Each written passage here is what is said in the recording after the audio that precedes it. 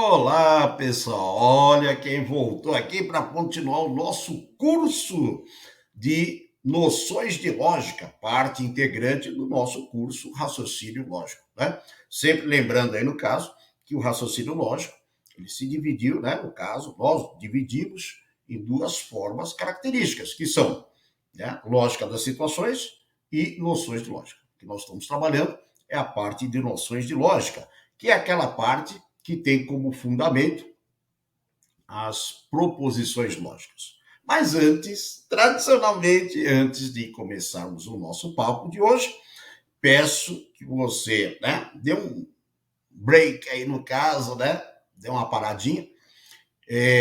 Se você ainda não se inscreveu, peço gentilmente para você se inscrever, né? Tem o nosso material de acompanhamento da aula, o PDF, baixa também e acompanhe, tá certo? Dê like, joinha, compartilhe, né? Avisa que tem material novo à disposição, que é uma forma aí para a gente continuar trabalhando bacana, né? Com preparação dos concursos aí. Toda a parte de exatas, aos pouquinhos, nós vamos colocar no nosso canal. Seu canal, a Toca do Torresmo, não é isso? Então é importante aí, no caso, que você, né, dê esse apoio para a gente poder continuar o nosso trabalho bacana, ok? Enquanto isso, vamos lá, nós estamos falando sobre noções de lógica, né? Já sabe que é a separação entre os dois trabalhos. E a noção de lógica, ela tem como fundamento, né, as proposições lógicas. Se você chegou comigo até aqui, você já viu como se define uma proposição, né, no caso, é uma sentença na língua portuguesa, né, especial, somado com as três regras principais, né, da lógica aristotélica. Então, essa combinação forma a proposição. Aí a proposição nós temos as frases que serão sempre proposições, as frases que nunca serão proposições e as frases que ficam no meio do caminho, chamadas de sentenças abertas, que falta o sujeito, né, para a gente poder julgar. Aí, depois que você consegue, né, transformar a sentença aberta com mais informações, ela vira uma sentença fechada, tá certo? E a partir de agora é bom, né? E a partir desse momento, nós começamos aí a separar as proposições, né? Então você chegou e falou: isso é uma proposição. Muito bem. O próximo passo é estudar as três situações, né, de proposição que nós temos, conforme ainda, né, a língua portuguesa. Por quê? Nós temos várias situações, várias frases que se enquadram perfeitamente, né, na sentença declarativa que serve às três leis. E a partir daí nós começamos a nossa separação, o estudo, né, principal de cada uma delas. Começando agora com o estudo das proposições simples, né? Então nós temos as proposições simples, as compostas e as categóricas. Aí nós vamos estudando cada uma delas, começando pelas proposições simples, que fundamentam as outras, aí estão presentes também. É importante dar uma segurança nessa parte. Então, você chegou naquela situação que é proposição com certeza, já é proposição, aí você tem que analisar qual dos três caminhos que você vai ter que, né, seguir. É a proposição simples, é a proposição composta ou é uma proposição aí do tipo categórica? É isso que nós vamos continuar. E o estudo da proposição simples, né, no caso, começamos com três situações importantes. Como é que eu vou definir, né, a definição dela. Depois, como eu uso a definição para fazer o reconhecimento de uma proposição simples, porque isso é importante, né? São questões que acabam aparecendo, não tanto a definição, mas sim depois a aplicação para reconhecer.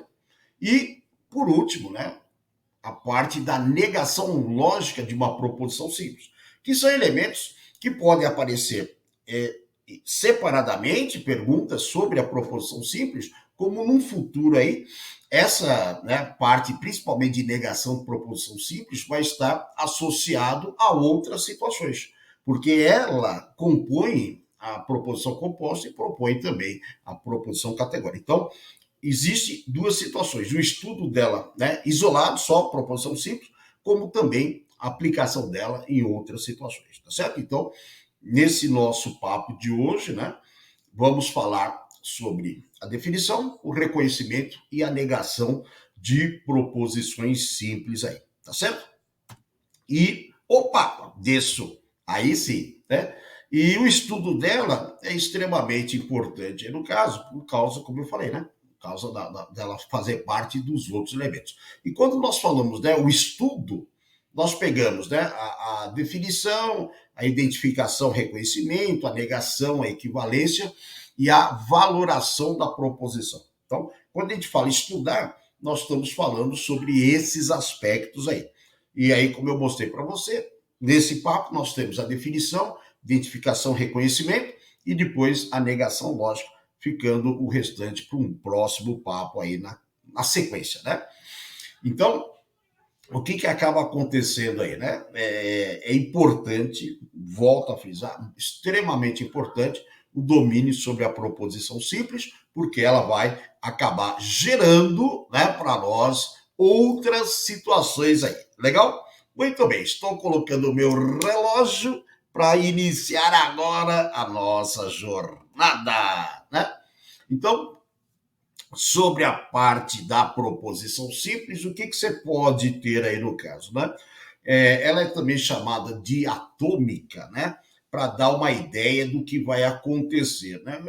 O pessoal faz essa analogia entre a simples e a composta, né? A simples é chamada de atômica, de átomo, que vai compor a molécula. É bem interessante essa ideia que eles trazem, né? Então, a proposição simples tem a ideia de átomo, porque ela vai compor uma coisa chamada molécula, né? Então, ela é chamada de atômica, né? Que é uma sentença declarativa, obrigatoriamente, tem um sujeito determinado, né?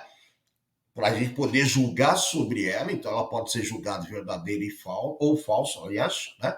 Então ela tem um sujeito conhecido, né? Não ficou no mundo da sentença aberta. Além disso, é declarativa, né? Então, com certeza é uma proposição. E o mais importante, né? O fato dela ser chamada de atômica é que ela não pode ser dividida, né, em outras sentenças mais simples do que ela. Isso é importante, né? Porque se eu tenho, né, no caso, um átomo, eu não consigo fracionar ele em coisa menor, tá certo? Isso daí é importante, né, para você ter ideia nas identificações do reconhecimento se é ou não uma proposição simples, né? Basicamente, ela é sujeito, verbo e predicado, né? Isso daqui também é importante, essa segunda parte aqui, né? Qual que é a ideia dela, né? É ser um pensamento que singular, né? Ou seja, ela trata, vamos dizer, de uma única ideia, de um único assunto, né? Ela vai tratar somente da. Isso é importante porque, antecipando algumas ideias, tem concurso que ele fala assim: essa proposição a seguir, né, é uma proposição simples. E aí o que acontece? Essa proposição que ele te dá tem 3 linhas. Falar, não, com 3 linhas nunca vai ser uma proposição simples, né? O que acontece?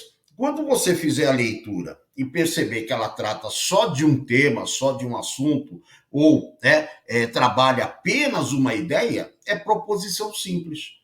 Por quê? Se ela tiver mais do que uma ideia, eu preciso conectar essas ideias através de elementos chamados de conectivos. Por isso que né? Nós temos a conexão, o conectivo, tá certo? Então, quando você pega um concurso, vou bem profundo, vou citar nomes, tipo Sebrae, porque eles gostam muito disso, né? Uma frase de 3 linhas, é uma proposição simples. Só pela extensão da frase, o pessoal, né, acaba achando que não, que está errado, porque não pode ser simples com 3 linhas. A ideia da proposição simples é exatamente essa. Ela não pode ser dividida em outras sentenças mais simples do que ela. Por quê? Não existe elemento de ligação, não tem como eu quebrar. Ela é atômica, ela não é uma molécula, ela é uma atômica, tá certo? Então não tem como dividir mais. Então, se você pegar Maria é alta, pronto. Proposição simples, está na cara. Né? Fala só de um termo. Agora, se eu pegar uma coisa muito mais extensa, que depende de uma análise mais profunda, verifica isso. Ela está propagando uma ideia só, está falando só de um tema, aí, para nós, sendo declarativa, é lógico, né? Declarativa, no caso, que pode ser julgado verdadeiro ou falso, o que acontece? É proposição simples, tá certo? Então, vale a discussão por esse tipo, né, de concurso que nós temos aí. Né? Então, por exemplo, que eu falei, né? Maria é rica, Maria é alta. É uma proposição simples. Por quê? É uma sentença declarativa, tá certo? Que pode ser julgado verdadeiro e falso, tem um sujeito determinado. E, mais importante, não tem como você dividir em outras sentenças mais simples, né? Porque é sujeito, verbo e predicado. Se eu tentar fracionar, fica tudo sem sentido. Maria é, né, rica. Sujeito, verbo, não tem como. Então, é uma proposição simples. Legal? Trabalha uma única ideia, não pode ser fracionado em pedaços menores. É do tipo atômica, não tem fracionamento. Do mesmo jeito que eu pego aí a frase, né, no caso, Roma não é a capital do Brasil, tá certo? É uma proposição simples, por quê? É uma sentença declarativa, tem o sujeito, verbo, predicado determinados, conhecidos, né? E não pode ser dividido em sentenças mais simples do que ela. É assim que a gente identifica as mais simples, das sentenças simples, né? O quê? As menores que já têm sujeito, verbo e predicado determinados. Agora, se for mais extensa, utiliza a situação de verificar se ela transmite só uma ideia, né? Tá certo? Não pode ser dividido em pedaços menores, né? Frases mais simples ainda do que elas. Esse raciocínio é importante quando eu tenho que analisar questões mais complexas aí no caso, tá certo? Vamos fazer um exercício de modelo, eu gosto de chamar de modelo por causa assim, não é que é um modelo rigoroso, rígido, não, é só para organizar as ideias, né? Então eu peguei algumas questões para a gente trabalhar aqui durante, né, o nosso encontro, que é exatamente para fixar bem as ideias. Depois você vai complementando, né, o seu procedimento. Mas o básico do básico está aqui, só para te ajudar. Legal? Dá uma lida nessa daí. Muito bem. Um exemplo de proposição simples, né, no caso, é isso que ele está querendo, tá certo? Um exemplo de proposição simples é mostrado em qual das alternativas. Legal? Então, primeiro, né, falou em exemplo de proposição. Isso daqui você tem que se acostumar a pensar, né, em todos os exercícios que fala um exemplo de proposição simples, um exemplo de proposição composta, né? Um exemplo de proposição categórica. A primeira coisa que você vai perceber é o seguinte: é proposição, porque se não for, não adianta querer classificar. Eu só consigo classificar em simples, composto e categórico se for proposição. Se não for proposição, não adianta. Deu para entender? Então, isso é uma forma de você resolver. Ou você vai direto e tenta descobrir, né? Logo de bater os olhos e identificar o que é simples, a proposição simples, ou você usa a ideia do intruso. Lembra que eu sempre falo do intruso? Quando eu tenho 4 alternativas de um tipo e uma que é diferente, então eu tenho uma alternativa que é proposição simples, tá certo? E eu tenho 4 alternativas que não são proposição simples. Essa é a ideia, né? Então, eu vou pensar na eliminação. Mas olha, pode acreditar. Primeiro é o seguinte: é proposição? Não, já está fora. Porque se não for proposição, eu não tenho como o quê? No caso, classificar. Deu para entender a ideia? Não tem como classificar. Então vamos lá. Alternativa A. Qual é o seu nome? Ela é do tipo o quê? Interrogativa. As interrogativas estão o quê? Fora. Tudo bem? Então, interrogativa está fora. Alternativa B, né? É exclamativa. né? Tá certo? Aí, no caso, né, não pode ser uma proposição. Sniff, sniff, está imitando aqui, no caso, né, um choro, com certeza também não é, porque não tem verbo, sujeito, nada disso, né? Alternativa D, faça silêncio, é uma imperativa, portanto, não pode ser proposição. Então, percebeu a ideia? Só eliminando o que não é proposição, já me livrei de um monte de encrenca. Aí, as que sobrarem, aí eu vou tentar, né, classificar como simples, né? Tá misturado com outra coisa, pode ser, né?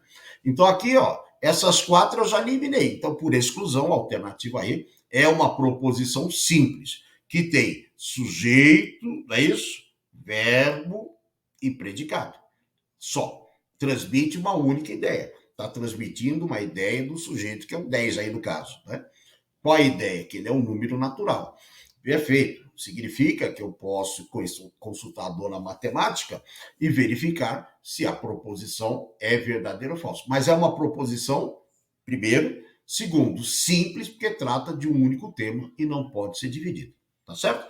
Essa é a ideia que nós temos. Só que nós temos que pensar sempre na possibilidade de ter o quê? Frases maiores aí no caso, ok? Então, a alternativa E é a nossa alternativa aí correta.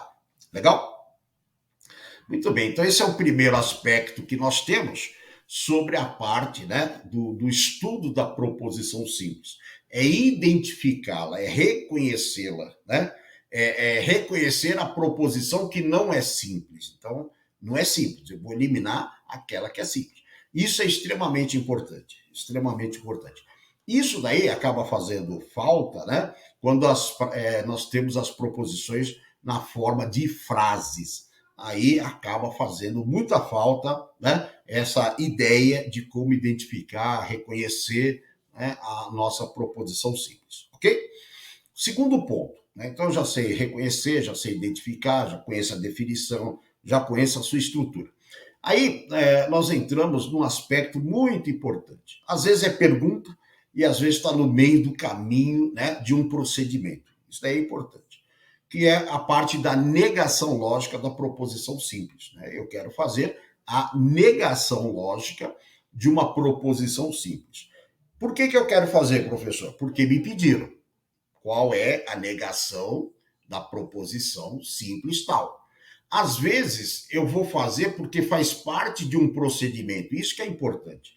Não é toda hora que ele pede para fazer, né? Às vezes eu estou no meio de um procedimento e nesse procedimento eu preciso o quê? Fazer a negação de uma proposição simples. Só que não está claro, está no meio do procedimento. Deu para entender a ideia? Isso nós veremos mais adiante, falando aí sobre as outras proposições. Mas a ideia é o seguinte: é proposição simples, o procedimento é o mesmo aí no caso, ok? O que você tem que prestar atenção?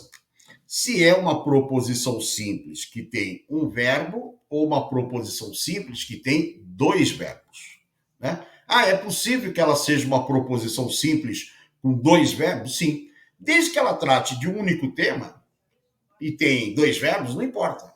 Cai dentro da característica, né, da nossa proposição o quê? Simples aí no caso, ok? Então, vamos ver inicialmente como eu faço a negação de uma proposição simples com um verbo apenas, depois com 2 verbos para a gente ver o procedimento. Então, como que eu faço essa negação aí, professor? Deixa eu só... Opa, desculpa. Saí do ar, até me engasguei aqui com a empolgação. Né? Então, eu tenho a proposição Maria é alta. Qual que é o objetivo, né? A negação de Maria é alta. E aí você já tem ideia lá da língua portuguesa isso daí.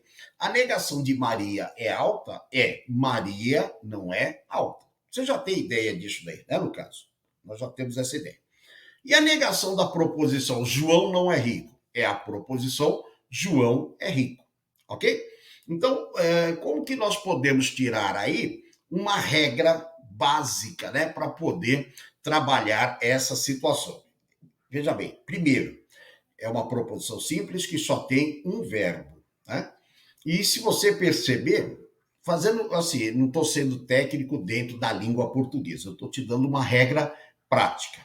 O que você vai fazer? Você vai negar, né, o verbo, como se pudesse negar o verbo lá no caso, né, mais próximo ao sujeito. Maria é alta. Então eu vou negar o é, né? Vou falar não é. Maria não é alta. Tudo bem? Então, como não tinha nada, né, entre o sujeito e o verbo, eu coloquei o não. Não tinha, né, a partícula de negação lá no caso. Eu coloquei o não. Na segunda frase, João não é rico.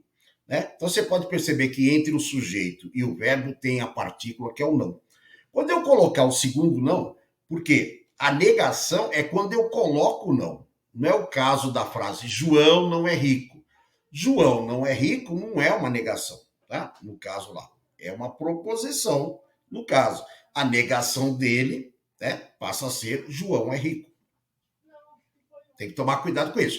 Então, a negação acontece quando eu coloco não, quando eu coloco a partícula. Se ela já existe, é uma sentença, né, declarativa negativa. Não tem nada a ver com a negação. Negação é quando eu coloco o não. Então, regra prática, né? Eu nego o verbo mais próximo ao sujeito. Maria é alta. Nego. Maria não é alta. João não é rico. Já tem o não. Quando você colocar o segundo não, um bate no outro, dupla negação, que na lógica vira afirmação. Dupla negação na lógica vira afirmação, tá certo? Um dia nós vamos conversar só sobre dupla negação, que é uma coisa engraçada, esquisita dentro da língua portuguesa e da lógica também, tá certo? Então, regra prática para negar a proposição simples. Pega a proposição, nega o verbo mais próximo ao sujeito. Se não tiver a partícula, que é o não, coloca. Se já tiver, dois não viram sim, tira. Essa seria a ideia da negação, né? No caso de uma proposição simples, com um verbo apenas. Ok? Então, por exemplo, aqui, deixa eu sair daqui, que senão, né, vai sobrepor. Um exemplo aí, no caso, né, para essa situação. A negação da proposição simples, né? Porto Mauá fica no Rio Grande do Sul. Essa negação é, né? Então, a regrinha que eu falei aí para você, né, no caso, tá certo? Estou aqui em cima, né? Essa regrinha que eu falei para você é uma proposição simples, sujeito, verbo e predicado, né? Sim. Como é que eu faço a negação dela? Eu vou colocar, né, a partícula, o não, né, entre o sujeito e o verbo mais próximo ao sujeito. Essa é a ideia, tá certo? Então vamos analisar. Para não ser muito técnico, ser mais prático. Porto Mauá fica no Rio Grande do Sul. Então vamos lá. Peguei a minha canetinha aqui e o que acontece? Porto Mauá está aqui, né? Beleza? Fica, o verbo está aqui, né? Rio Grande do Sul está aqui. Então, o que eu vou fazer? Pela regra que eu falei para vocês, eu coloco não. Tudo bem? É horrível escrever com esse negócio aqui. Um sonho, um dia eu terei uma mesinha, no caso, tá certo? Então, a negação dessa proposição simples. Porto Mauá não fica no Rio Grande do Sul, tá certo? Então, proposição simples com um verbo, a regra é nega o verbo mais próximo ao sujeito. Legal. Então, qual é a negação para essa proposição no caso? Vai ser, é isso? Porto Mauá não fica no Rio Grande do Sul. Deu para entender? Então, nessa situação aí que nós temos, o que aconteceu? Eu peguei uma proposição simples que só tem um verbo. Vou negar o verbo mais próximo ao sujeito. Quando eu for colocar o não, eu, que é o meu não, se não tiver, ele fica. Se já tiver outro, desaparecem os dois, porque vai ser uma dupla negação aí no caso, tá certo? Então isso é importante. A negação da proposição simples, a negação da proposição. Se é simples, preste atenção. Quantos verbos ela tem? Um verbo ou dois verbos aí no caso, tá certo? Se eu tiver dois verbos, professor, como é que eu faço essa negação?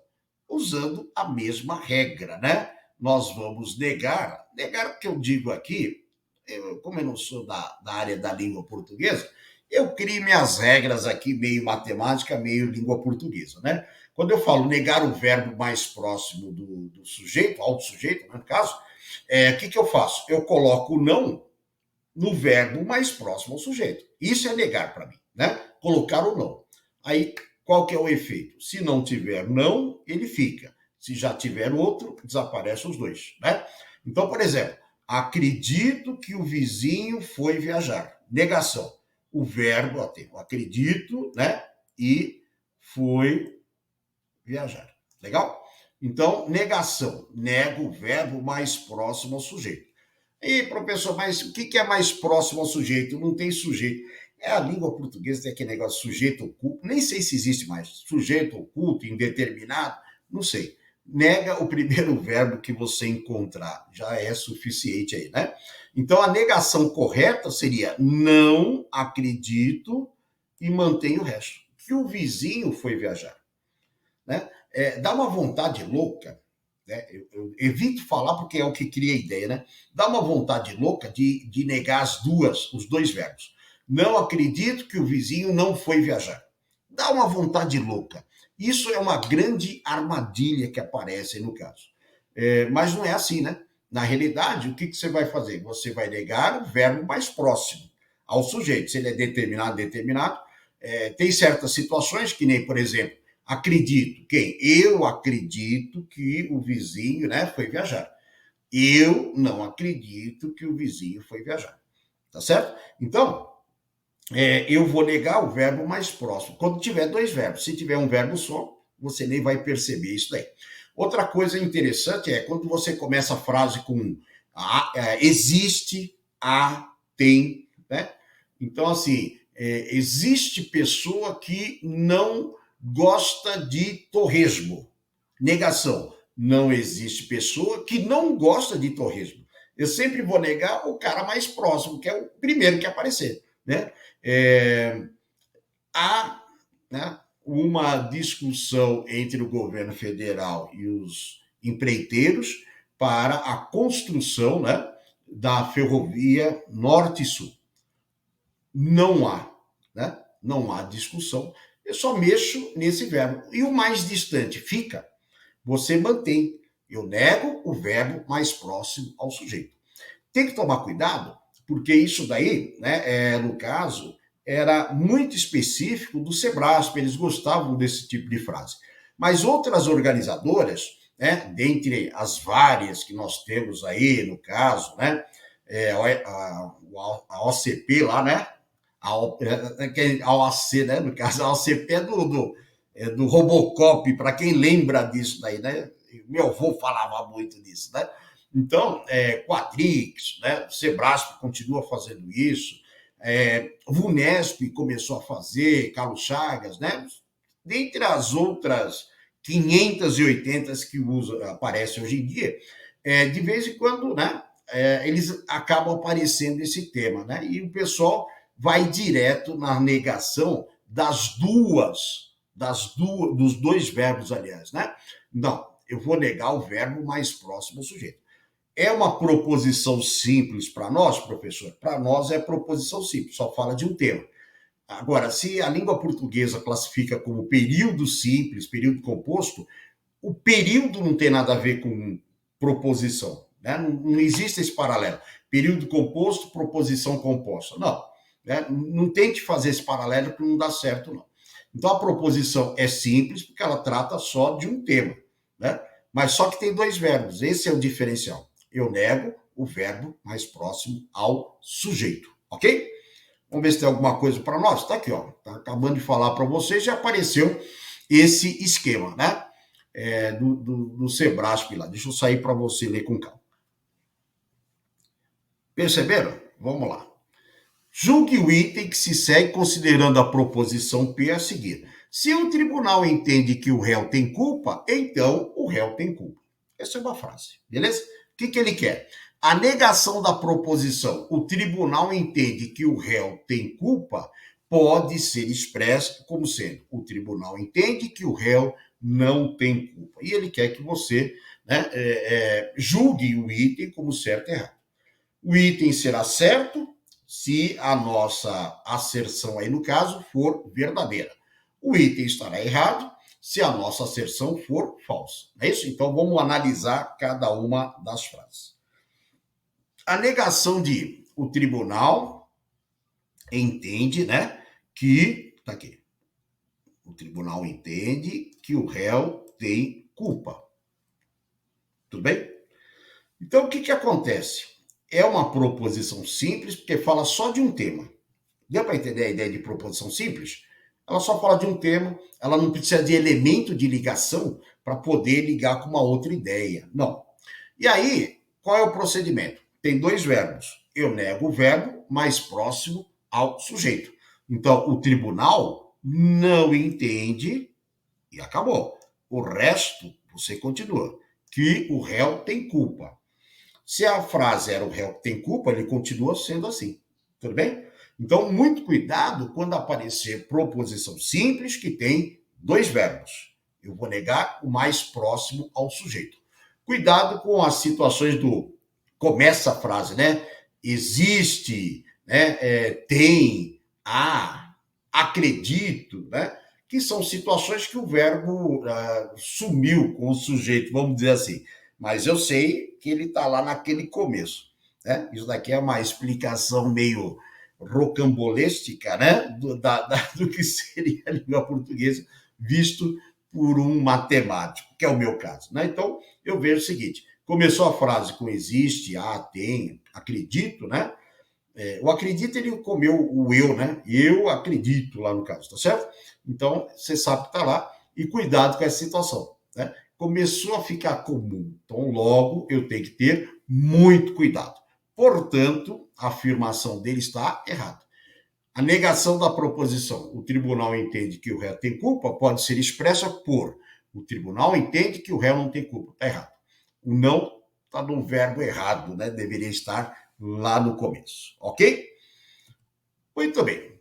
Com isso daí nós encerramos, né, o nosso encontro de hoje, eu prefiro chamar de bate-papo sobre a lógica. E aí você tem uma série de situações que tem que tomar muito cuidado. Não é pouco cuidado, é muito. Essas situações da proposição simples é uma delas aí no caso, por causa dessa coisa estranha da negação. Tá certo? E aí eu peço para você sempre, vou cobrir minha rede social, estou jogando contra, que você entre em contato, né? Mande as dúvidas, sugestões, o que poderia ter a mais no nosso canal. A ideia é expandir o canal, por isso que eu preciso do seu incentivo, que você se inscreva, né? Que você indique, por favor, né? Que dê o like, compartilhe, tá certo? E nós vamos continuar o nosso trabalho sério, você sabe que é um trabalho sério, voltado para a aprovação, né? Essa é a ideia. E para chegar lá, não tem como, você tem que ter domínio sobre a parte teórica, não tem como, né? Se você não tiver esse domínio, não tem como ser criativo depois dos exercícios. Legal? Ângelo Primo, por enquanto, se despedindo, com o meu tradicional tchauê, mas com certeza tem muito mais lógica para a gente conversar, tá certo?